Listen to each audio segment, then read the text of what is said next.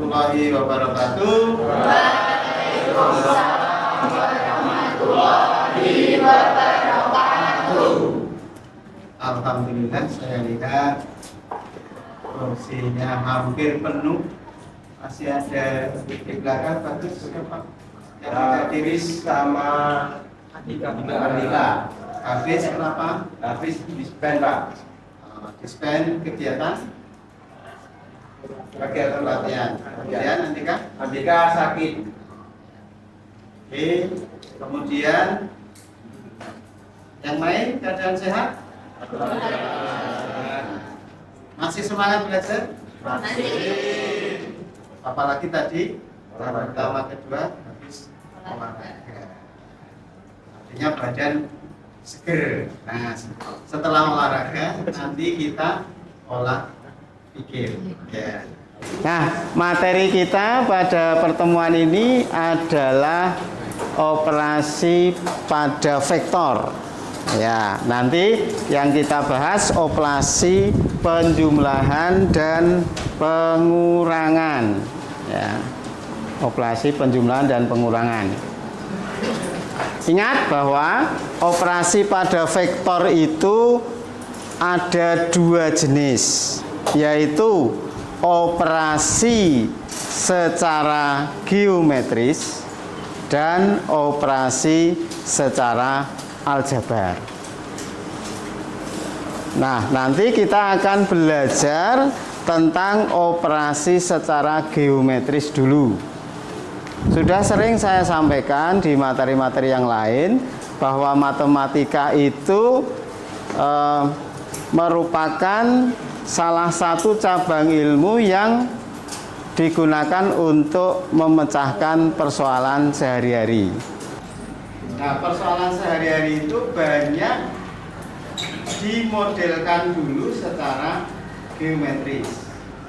Baru nanti untuk mengefisienkan masalah perhitungan itu baru dengan aljabar. Artinya apa?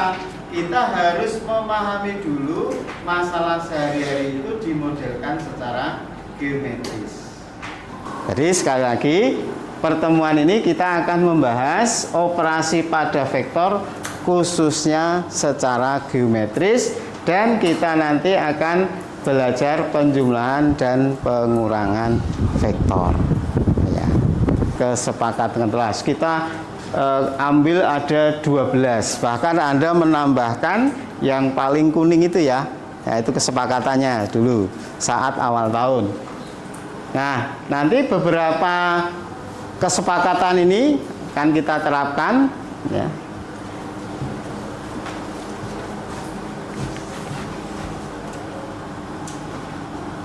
Nah, pertama tentunya jelas memperhatikan penjelasan guru. Kemudian jangan lupa kita biasakan mengangkat tangan sebelum berbicara, berpendapat, bertanya dan lain-lain. Kemudian penting menggunakan HP dengan seizin guru, sehingga nanti pada saat-saat tertentu saya perbolehkan menggunakan HP untuk mendukung proses pembelajaran. Nah, sekarang masih di bawah semua, tidak apa-apa. Kemudian tentunya pada saat diskusi nanti harus kerjasama dengan teman dalam kegiatan kelompok. Nah, ini beberapa hal yang perlu kita ingat kembali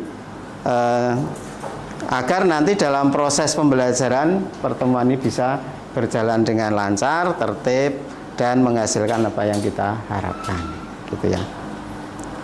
Tuh. Nah, tujuan pembelajaran yang akan kita capai yaitu melakukan operasi pada vektor. Hanya tujuan pembelajaran ini tidak hanya pada pertemuan ini saja, tetapi dengan pertemuan sesudahnya nanti. Karena pada pertemuan ini kita baru melakukan operasi pada vektor secara geometris ya. Jadi TP ini kita capai nanti di 2 pertemuan. Pertemuan ini dengan pertemuan berikutnya.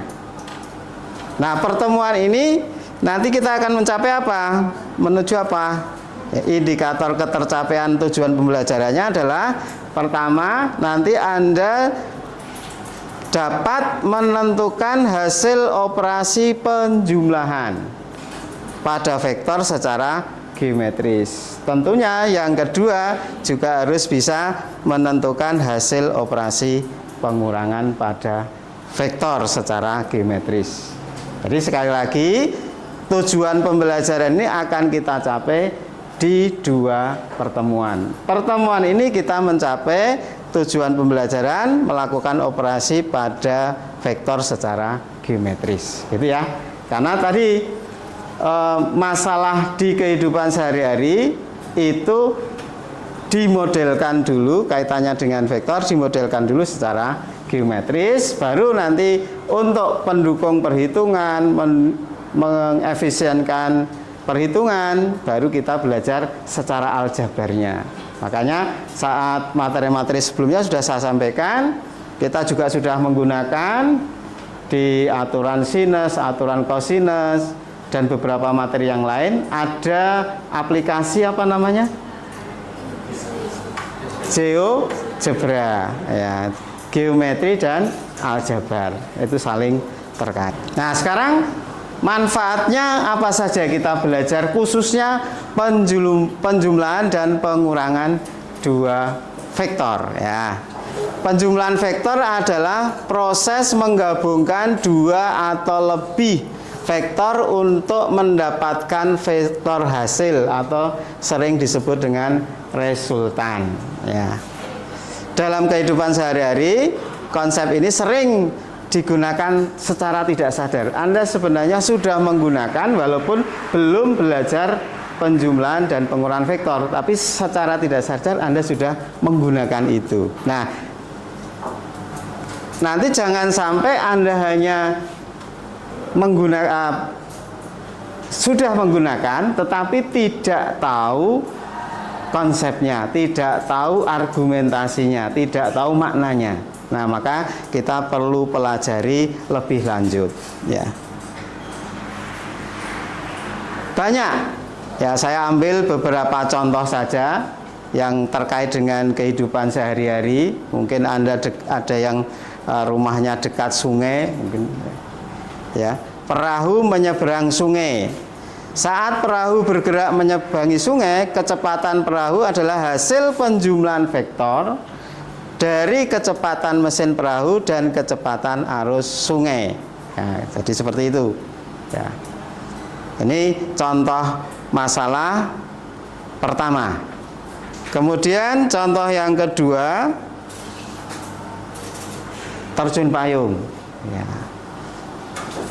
Itu juga sama. Kalau penerjun payung itu kan dijatuhkan, pasti tidak akan mendaratnya itu tegak lurus dengan saat jatuh, kan gitu. Karena ada faktor-faktor yang lain. Nah, di sini ada gravitasi, ada daya dorong angin. Nah, itu sebenarnya juga terkait dengan penjumlahan vektor masalah itu, ya. Kemudian contoh yang ketiga, perlu kita mengingat kembali beberapa prasyarat yang sudah kita pelajari di pertemuan sebelumnya, ya. Ya. Pertama, tentang notasi vektor atau simbol vektor, ya. Misalkan saya punya vektor AB, ya. A ini disebut apa? Ada yang masih ingat? Ayo. Titik pangkal. B-nya titik ujung. Kemudian kita mengenal ada berapa simbol vektor. Ada beberapa simbol vektor. Mungkin masih ada yang ingat?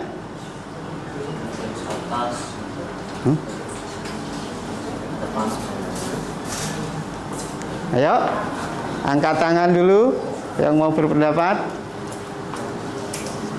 Siapa, ayo? Ya, bisa. Seingat saya ada yang diberi tanda panah, ada yang diberi garis bawah, juga ada yang bom atau dibakar. Nah, ini beberapa prasyarat yang kita butuhkan untuk mempelajari terkait penjumlahan dan pengurangan vektor. Harus tahu cara menotasikannya, menyimpulkan, kemudian paham panjang vektor itu seperti apa, vektor yang sama seperti apa nanti, kemudian juga tahu vektor 0. Vektor yang panjangnya 0 tidak punya arah tertentu atau vektor titik pangkal dan ujungnya sama. Nah, sebelum itu saya ingin mengetahui dulu kesiapan Anda terkait dengan materi-materi prasyarat. Ini juga kemarin sudah kita bicarakan walaupun sedikit ya. Yang pertama, yuk siapa yang berpendapat? Sesuai dengan apa namanya kalimat Anda saja tidak apa-apa, tidak harus persis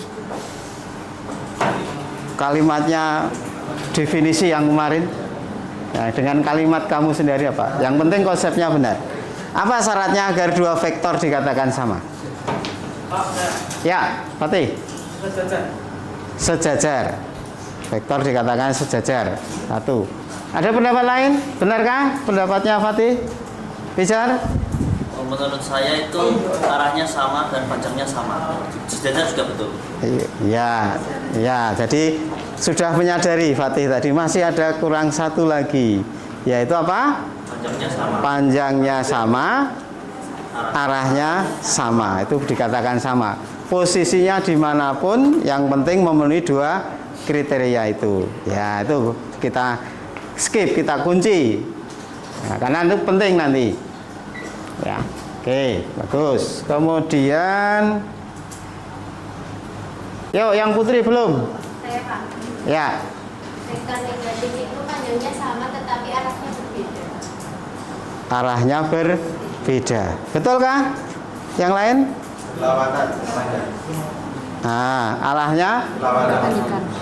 berlawanan. Kenapa kok tidak berbeda? Kalau berbeda itu bisa kemana saja, kanan kiri. Nah, kalau berlawanan itu pasti di belakangnya.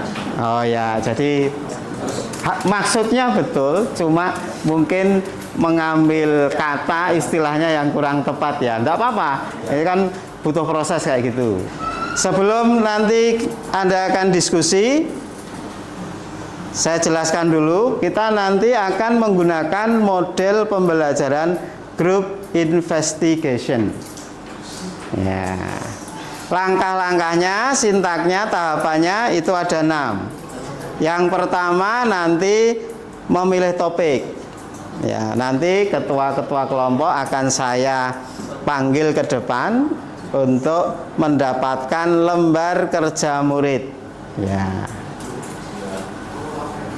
Kemudian setelah itu nanti akan saya jelaskan prosedur diskusinya.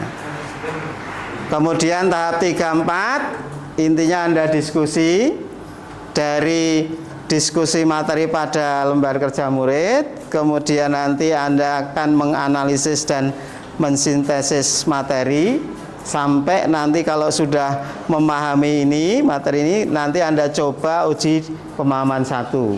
Ada beberapa soal di sana. Ya. Setelah itu sudah memahami, baru nanti Anda siapkan untuk presentasi seperti yang biasa kita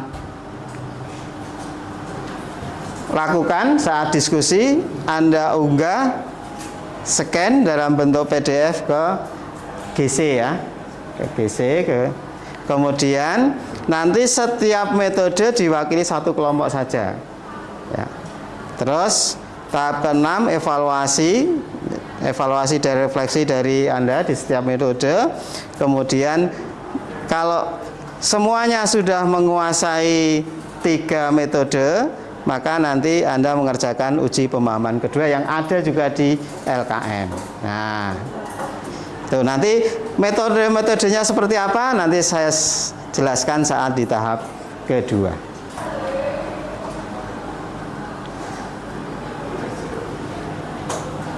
Nah, nih. Lihat dulu kelompok 1, kelompok 2 sampai kelompok 9. Kelas ini saya bagi menjadi 9 kelompok masing-masing 4 orang. Nah, tadi yang tidak ada siapa Bagus?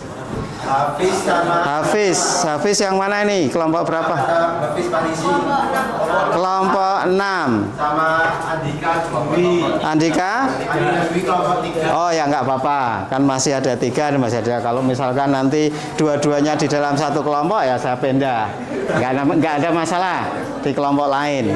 Oke, Andika sama Hafiz.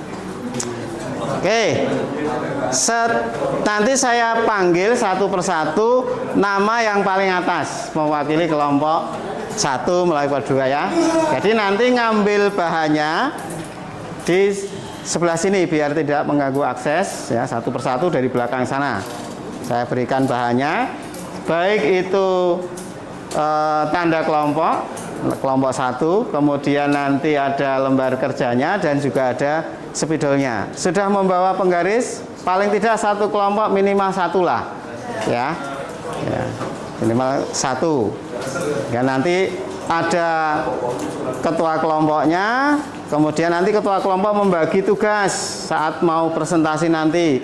Siapa yang bagian penulis ya, yang bagus ya, yang bagus, rapi ya, itu dipilih dari anggota itu. Kemudian nanti siapa yang mau presentasi, siapa yang mau jadi moderator. Tetap nanti ke 4 siswa atau 3 siswa bagi kelompoknya hanya 3 itu nanti maju ke depan menggunakan TV interaktif ya. Nanti kalau membutuhkan papan tulis nanti saya tunjukkan. Pasti Anda yang sudah terbiasa menggunakan tablet akan sudah sangat mahir ya, hampir sama dengan tablet ya. Mungkin ya kalau misalkan nanti ada kebingungan di tombol nanti saya bantu gitu ya.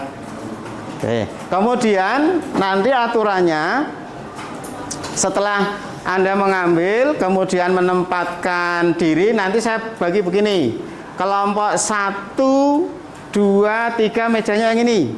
Terus yang depan ini nanti balik ya kursinya.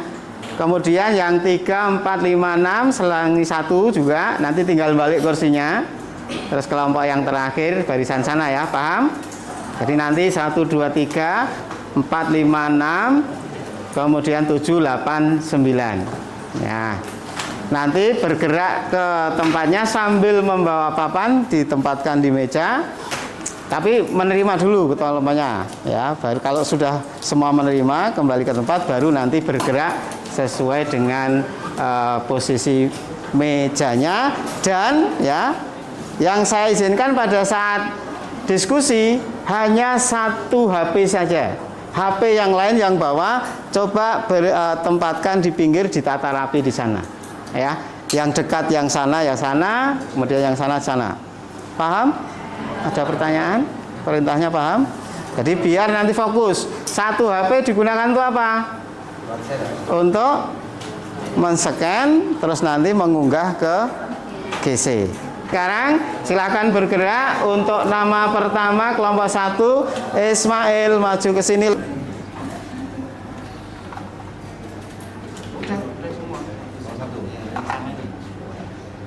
Terus Ijan, Ruben.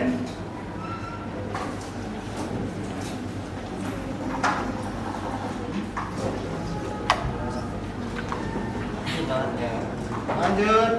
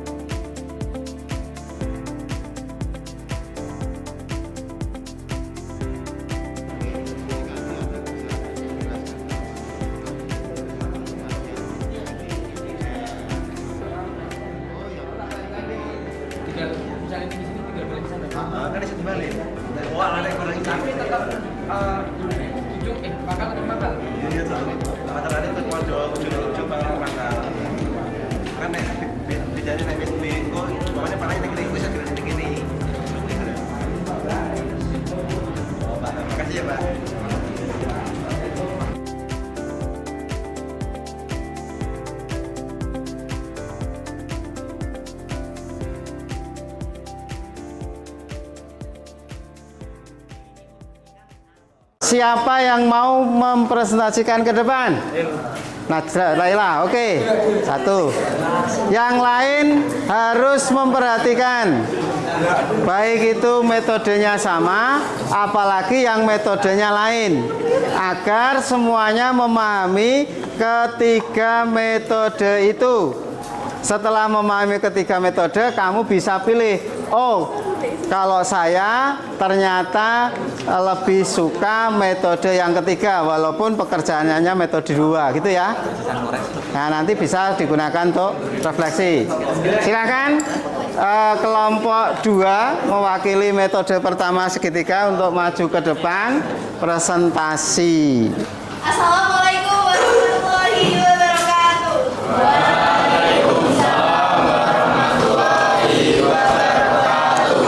Sebelumnya perkenalkan kami dari kelompok 2 dengan metode segitiga.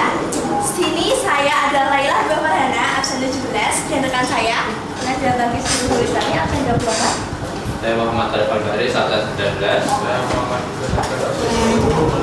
Di sini kami ingin menjelaskan metode yang pertama, yaitu metode segitiga.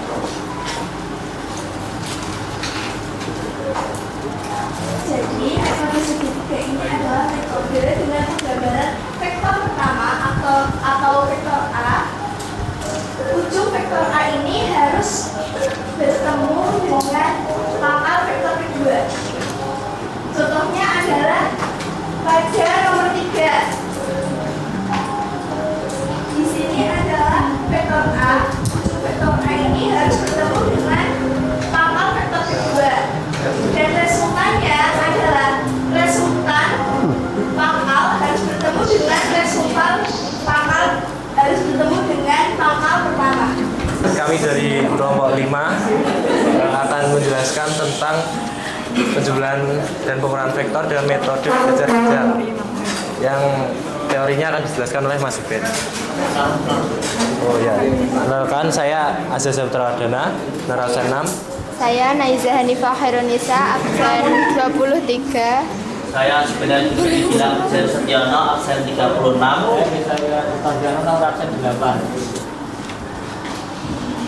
Kemudian di sini saya akan menjelaskan teori dari penjumlahan menggunakan metode jajar genjang.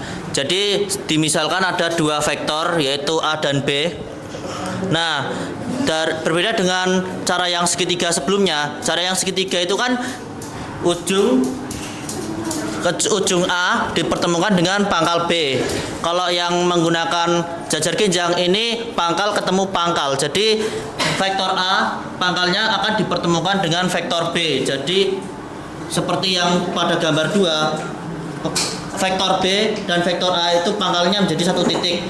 Kemudian akan dibentuk sebuah garis bayang-bayang yang merupakan titik-titik ini yang sejajar dengan vektor yang ada di sebelahnya. Seperti misalnya A ini akan diteruskan dengan bayangan vektor B dan B-nya juga akan diteruskan dengan bayangan yang sejajar dengan vektor A. Maka resultannya itu diambil dari pangkal kedua vektor menuju ke ujung yang berlawanan dengan pangkal tersebut, atau juga bisa disebut dengan ujung dari bayang-bayang vektor.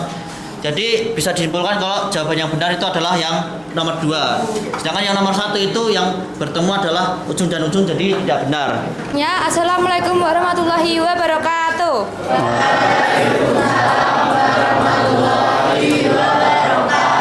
Jadi sebelumnya perkenalkan kami dari kelompok 8 ingin mempresentasikan hasil diskusi dari kelompok kami mengenai penjumlahan dan pengurangan vektor dengan metode poligon. Sebelumnya perkenalkan, nama saya Salma Dede Lutfiah dari absen 32 dan rekan saya. Perkenalkan, nama saya Royhan Triatmaja nomor absen 29. Saya S. Joni Satya Putra, absen 30. Saya Sabi Swati, absen 31. Pada kesempatan kali ini kita akan membahas tentang penjumlahan dan pengurangan vektor dengan metode poligon. Untuk syaratnya sama dengan vektor segitiga, yaitu yang dilakukan dengan cara ujung vektor sebelumnya harus bertemu dengan pangkal vektor setelahnya. Namun di poligon ini kita pakai vektor lebih dari 2. Untuk yang di segitiga dan jajar genjang tadi hanya 2 kan. Untuk sekarang kami dari metode poligon ini pakai vektor lebih dari 2. Kita bahas dari aktivitas pertama dahulu, yang di sini. Kita analisis dulu letak kesalahannya di mana. Untuk di pertama di sini kita lihat ada pangkal yang sama di A sama B. Jadi ini jelas bukan bagian dari vektor poligon. Dan yang benar adalah yang bagian 2. Vektor A, vektor B, lalu dilanjut dengan vektor C dan vektor D. Untuk hasil resultan atau hasilnya, pangkal pertama harus bertemu dengan ujung terakhir. Selanjutnya akan dijelaskan oleh rekan saya. Soal gue.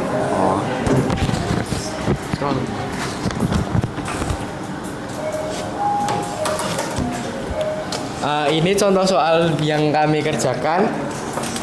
Menurut syarat yang tadi, pangkal harus bertemu dengan ujung vektor selanjutnya.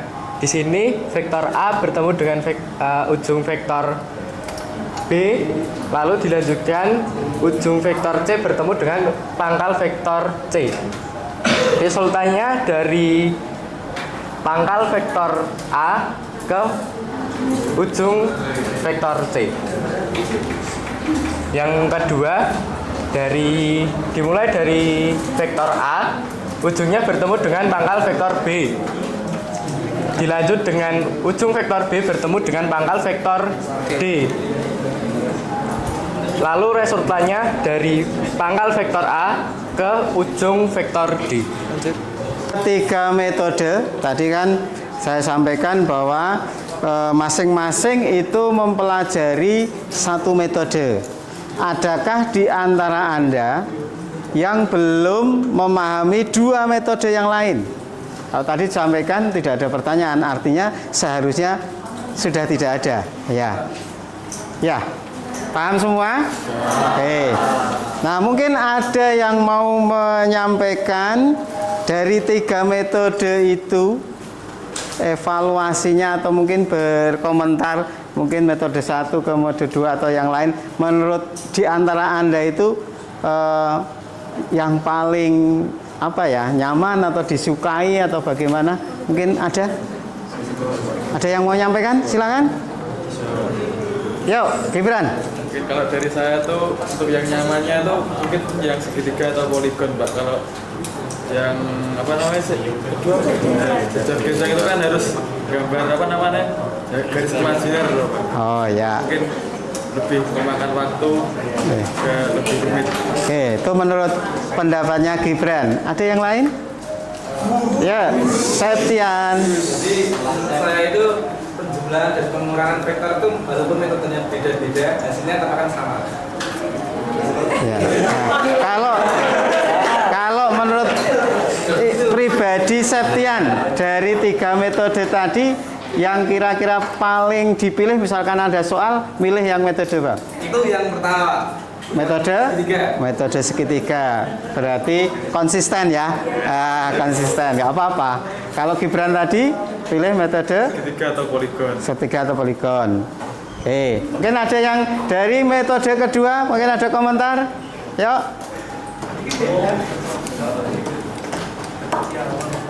Yuk, salah satu yang belum bicara, yang sini tadi, yuk, Nizam. Seru. Enggak, paling dari 3 metode tadi gimana? Menurut Nizam, yang paling nyaman yang mana, Nizam? kalau menurut saya kan saya mempelajari yang jajar genjang, mungkin saya lebih sedang konsisten juga, sip ya. Ya, kemudian satu lagi yang kelompok 7, 8, 9 metode ketiga. Ada komentar? Yang belum berkomentar, kelompok sini atau sana, silakan. Dede. Oh, Dede ya. Kalau menurut saya itu lebih enak pakai yang poligon Pak, karena bisa dipakai buat banyak soal Pak. Wah, kan. Kita kan satu bar yang tadi. Ya. Ya.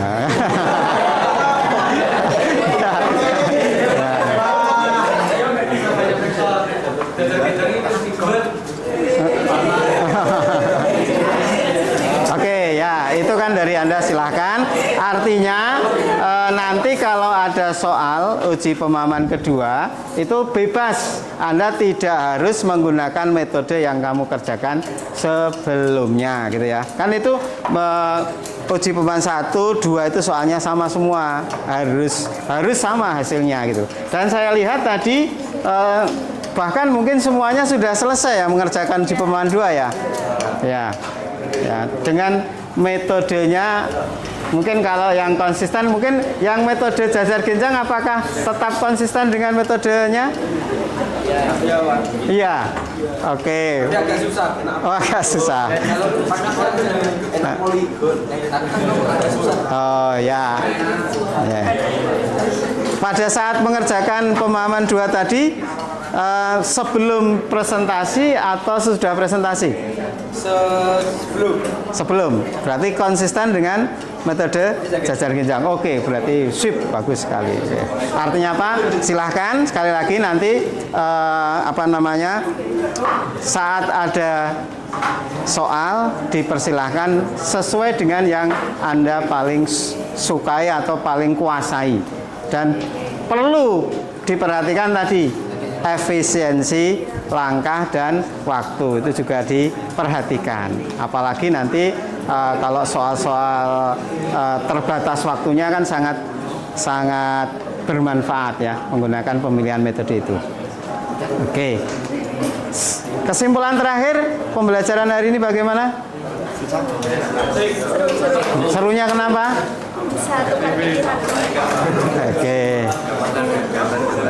Oke, berarti kalau semuanya sudah paham, nah perlu kita cek kembali apakah benar-benar paham atau tidak, gitu kan?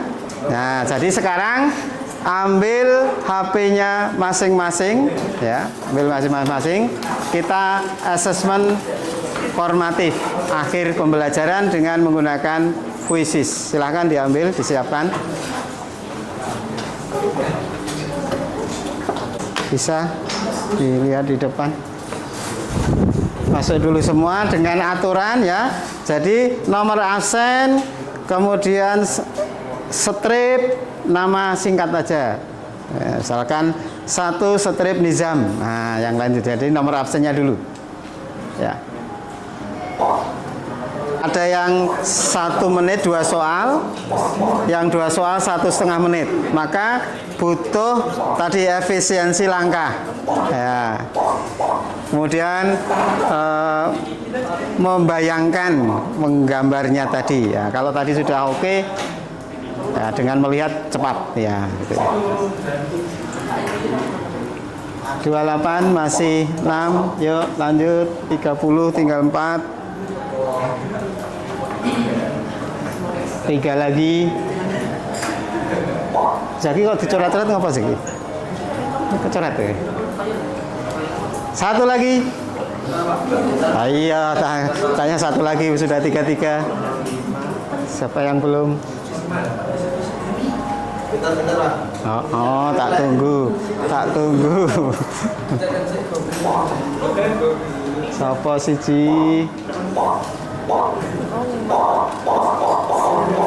Oh.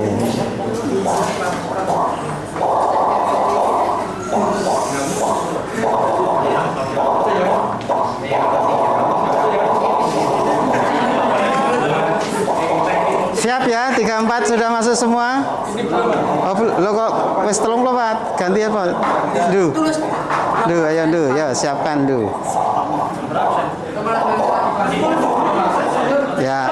Ya, tunggu, nggak apa-apa. Hanya 5 menit ya.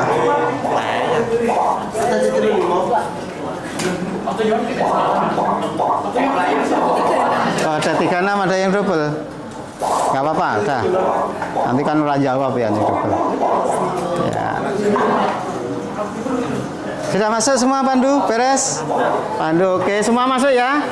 Kita mulai ya. Oke, siap? Baik, persiapan sendiri-sendiri. Karena ini untuk mengukur ketercapaian pemahaman tadi. Nilainya tidak digunakan untuk nilai rapot dan seterusnya. Untuk mengukur sendiri, jadi ukur sendiri. Ya, sehingga nanti kalau misalkan kok ternyata masih di bawah kriteria, ya nanti Anda perlu belajar lagi. Semoga saja nanti bisa sudah tuntas semua. Baik, guys, siap?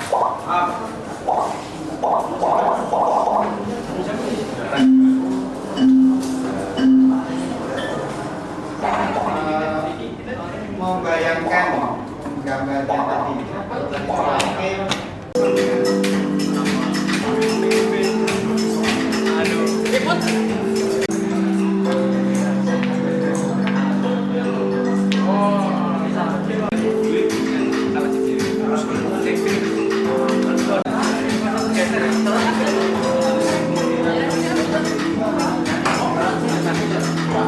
Kita lihat yang pertama Zuben, yang kedua Septian, sebelah Dede. Zuben berdiri di kelompoknya Jajar Ginjang. Ya, turun kemudian siapa tadi? Septian. Septian. Oh, wakil metode segitiga. Dede. Poligon luar biasa, berarti masing-masing metode ada wakilnya, tidak ngumpul di satu metode. Dan tadi menurut Dede metode Jajar Ginjang susah, ternyata juara 1 ya Jajar Ginjang. Artinya semua metode kalau dikuasai tidak ada masalah. Jadi begitu ya. Nah, sebelum saya akhiri, nanti pertemuan berikutnya kita akan melanjutkan materi keperbandingan vektor. Ya, guys, kita akhiri. Tetap semangat, jaga kesehatan. Assalamualaikum warahmatullahi wabarakatuh.